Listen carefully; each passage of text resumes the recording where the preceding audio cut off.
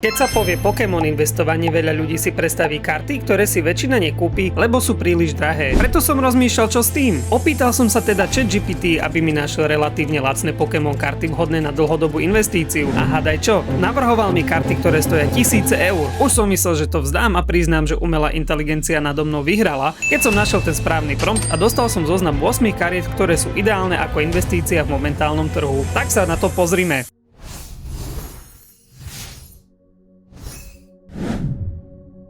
Ahojte všetci pri ďalšom videu. Začneme hneď prvou kartou, ktorou je Absol z Crown Zenith. Jeho momentálna CM low cena je neuveriteľných 4 €, čo robí jednu z najdostupnejších kariet z celej Sword and Shield éry. Navyše, tento set je všeobecne považovaný za jeden z najkrajších a najobľúbenejších moderných setov. Absol ako Pokémon má špeciálne miesto v komunitách. Nie je to legendary, ale má tu temnú mysterióznu estetiku, ktorú veľa ľudí miluje. A hlavne v súčasnosti hlási Absol comeback v novej Mega Evolution ére. Galarian Gallery verzia navyše nie je drasticky drahá, je dostupnejšia, čo znamená, že viac ľudí si ho môže dovoliť. Dôležité je aj to, že Crown Zenith už nie je aktívne tlačený. Znamená to, že je obmedzený počet kópií v obehu. Dôležité je si pozrieť aj jeho cenu v PSA 10 na úrovni 80 €. Poďme na ďalšiu kartu, ktorou je Gengar vo full arte zo setu Fusion Strike. Gengar je jeden z najikonickejších Pokémonov, ktorí existujú. Je obľúbený naprieč generáciami zberateľov a po každej jeho karte je silný dopyt. Táto fullartová verzia zo setu Fusion Strike nie je top chase karta, ale to nevadí, aj napriek tomu si drží relatívne dobrú hodnotu, pričom by som povedal, že na klasický fullart až nadprimerne dobrú. Cena CM low sa pohybuje na 6 €, čo znamená, že ide o neuveriteľne cenovo dostupnú kartu a keď túto kartu porovnáš s inými Gengar kartami, potenciálny rast hodnoty tejto karty nie je nereálny. Podľa ChatGPT táto karta môže mať v horizonte 5 rokov cenovku pokojne aj 30 či 40 €. Hodnota gradenutej verzie tejto karty z nej taktiež robí zaujímavú investíciu, keďže sa pohybuje v rozmedzi 100 až 135 €, čo znamená, že táto karta má zaujímavé zhodnotenie. Vraciame sa ku Crown Zenithu a pozrieme sa na kartu Deoxys. Cenovkou približne 7 € ide o pomerne lacnejšiu kartu v tejto rarite. Podľa umelej inteligencie je táto karta vhodná na tento zoznam z nasledujúcich dôvodov. Galarian Gallery artwork má futuristický kozmický vibe, ktorý dokonale sedí charakteru tohto Pokémona. Deoxys karty majú historicky silný dopyt a ak sa pozrieš na staršie karty, mnohé z nich stoja už vysoké sumy. To znamená, že existuje predpoklad záujmu o túto kartu. Aj hodnota PSA 10 je celkom priateľná, ak nechceš investovať do obyčajnej RAW karty. Momentálne je dokonca karta na úrovni 116 €, takže je vhodný čas na jej kúpu. Ďalšia karta s Pokémonom z prvej generácie. Ide o full art Machampa zo setu Astral Radiance. Machamp je ikonický Pokémon z pôvodnej 151 a pre mnohých, ak sa povie Fighting type, tak sa pomyslí práve na Machampa. Ide o full artovú verziu s najnižšou ponukou na úrovni 9,5 €. Nie je to teda altart, čo znamená, že ide o lacnejšiu a dostupnejšiu alternatívu, ktorá by mala predstavovať menšie riziko. V rozmedzi 5 rokov môže táto karta naraz spokojne aj na 20 až 30 €, hlavne ak dôjde k podobnej situácii ako pri vydaní setu 151. Čo sa týka gradenutej hodnoty, pohybujeme sa na úrovni 40 až 45 €, čo je mierny pokles od nedávnej ceny 67 €. Ale neberme to ako investíciu na zbohatnutie, ale na dlhodobý rast a kúpiť gradenutú kartu za 40 € je extrémne dobré.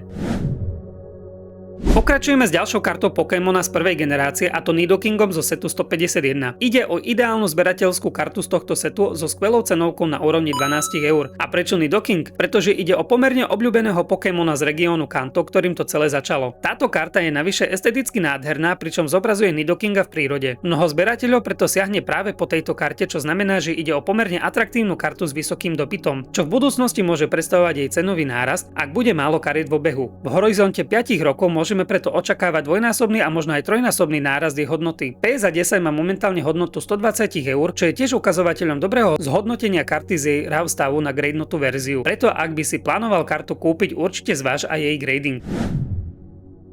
Toto je možno najmenej očakávaná karta v celom zozname. Súdovodo možno nepatrí medzi topku obľúbených Pokémonov, avšak podľa umelej inteligencie práve mid-tier Pokémony s výnimočným artworkom majú ideálny potenciál na rast. Ak si túto kartu už raz videl, nezabudneš na ňu a to je obrovská výhoda v zberateľskom svete. Navyše s cenou iba 12 € ide o super dostupnú Illustration Rare kartu z veľmi populárneho setu. Presne takéto karty by mali patriť do dlhodobého portfólia Pokémon kariet každého zberateľa. Za mňa skvelá voľba, ak chceš kúpiť kartu, ktorú podržíš 5, ale aj viac rokov. A jej hodnota v PSA 10 z nej robí atraktívnu kartu pre možný dlhodobý rast, pretože ju vieš kúpiť za iba 133 €, čo na pomery gradenutých kariet je stále na úrovni dostupných kariet.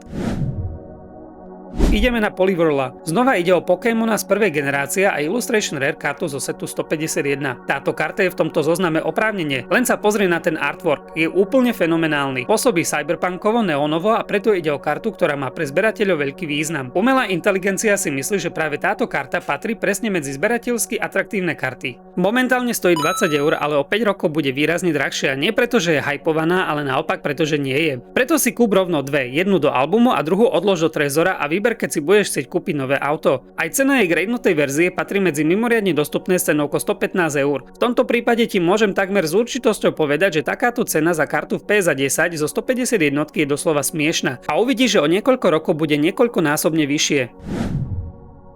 Najdražšia karta v tomto zozname a zároveň aj top jednotka je Raichu Illustration Rare zo setu Paldea Evolve. Podľa ChatGPT je Raichu zaujímavý prípad. Každý ho pozná, ale žije v tieni svojej baby evolúcie Pikachua. Keď sa však pozrieš na ceny Pikachu kariet, všetky sú vystrelené na mesiac, keďže ide o najpredávanejšieho Pokémona. Ale Raichu? Ten má stále rozumnú cenu na úrovni 30 eur, čo je vynikajúca cena na kúpu. Ilustrácia tejto karty je navyše úžasná. Mnoho zberateľov sa dokonca sústredí na zbieranie Pokémonov, ktorí vo svojich kartách spia. Čo sa týka investičného profitu, je tu očakávateľný dlhodobý rast, ktorý vychádza z jednoduchého faktu. Raichu bude vždy spojený s Pikachom a to je recept k úspechu. Hodnota PSA 10 v tomto prípade už prevyšuje 300 eur, takže to znamená, že túto kartu sa vyplatí aj nechať ogradovať pre skvelé zhodnotenie. Ak si ju totiž kúpiš za 30 eur a dáš si ju ogradovať, v prípade, že dostaneš najvyššiu známku, získaš 8 až 9 násobok investovanej sumy. Takže toto bolo top 8 investičných Pokémon kariet, ktorými vybral ChatGPT. Ak rozmýšľaš v horizonte 5-10 rokov, práve tieto karty sú vhodnými adeptami na kúpu.